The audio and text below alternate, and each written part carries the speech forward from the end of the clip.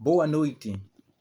Eh, Hoje vou falar um pouco sobre a minha infância, porque acredito que conhecendo um pouco da minha infância, vocês terão o entendimento do porquê que eu decidi ou porquê que eu sonhei em sair do meu país e criar raízes de modo a vencer na vida. Porque que desejei ser próspero para mudar o futuro da minha família e o meu futuro.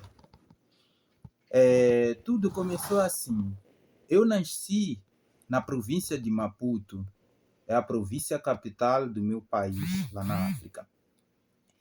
E, na verdade, segundo os meus pais, eu nasci em casa. Uma vez que a bolsa da minha mãe estourou de noite, por volta das 9 da noite. E na África era difícil o acesso ao hospital. Consequentemente, acabei nascendo em casa. A minha mãe foi ajudada por uma senhora vizinha que residia lá próximo de casa. E após o meu nascimento, eu convivi com os meus pais durante alguns anos. E ainda criança, acredito eu que foi devido às dificuldades que havia, questão de alimento, questão de cuidados. Então, os meus pais acabaram optando em me levar para a casa da minha tia, irmã do meu pai, que vivia em Gaza. Gaza é um estado diferente, que ficava bem longe do meu estado. Então, assim foi. Tendo me levado para lá, lá era, assim, podemos dizer que totalmente selva, um mato, longe de tudo mesmo. Não havia som de carro, não havia som de moto, não havia som de avião, não havia som de absolutamente nada além dos animais. E a casa ou o terreno onde a gente vivia era cercado por mato, total mato. Então, dali eu tendo chegado lá, na faixa de uns 7, 8 anos, as primeiras coisas que me foram ensinadas foram as seguintes responsabilidades. Acordar muito cedo, como todo mundo lá acordava, varer o quintal, era responsável por varer o quintal, lavar a louça e começava então a aprender a cozinhar. E à medida que eu ia crescendo, as responsabilidades também cresciam. Então, através disso, começaram a sair comigo para catar as comidas estragadas, tipo as frutas estragadas ou as frutas que poderíamos oferecer aos animais. Animais como porcos, cabritos, galinhas, que é o que mais tinha lá. E assim foi. Então, à medida que eu crescia e também fui aprendendo também a moer, moer milho.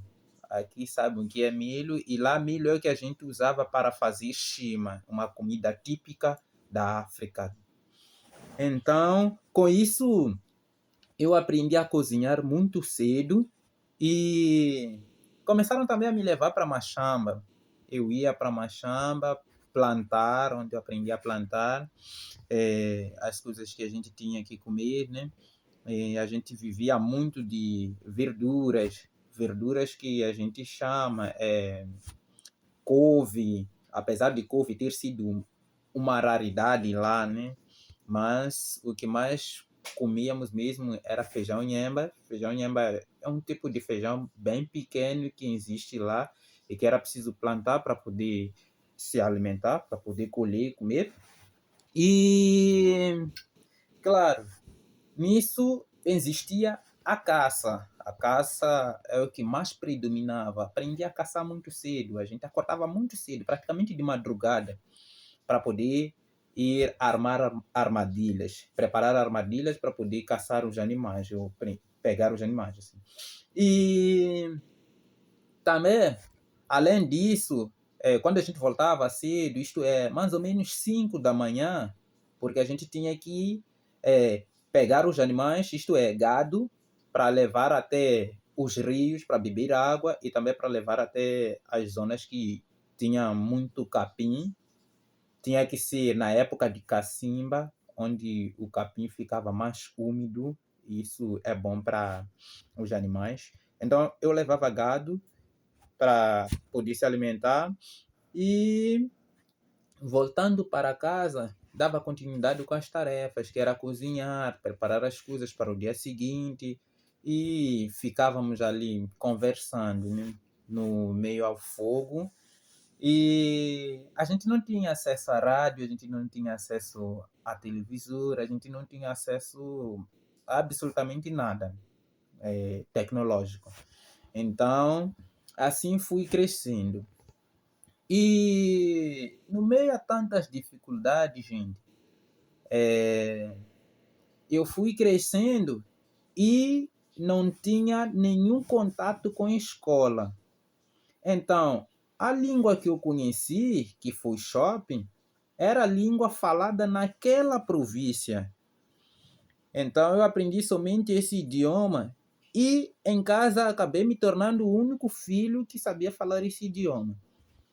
Então, bom, para conhecer mais sobre essa história e entender mais a respeito, por favor, acompanhe, dê um like, siga, se inscreva, porque tem muita coisa incrível que você ainda vai se surpreender ao acompanhar o desfecho dessa história. Boa noite, até a próxima. Aqui fala Ramiro Macuacua, o filho da África.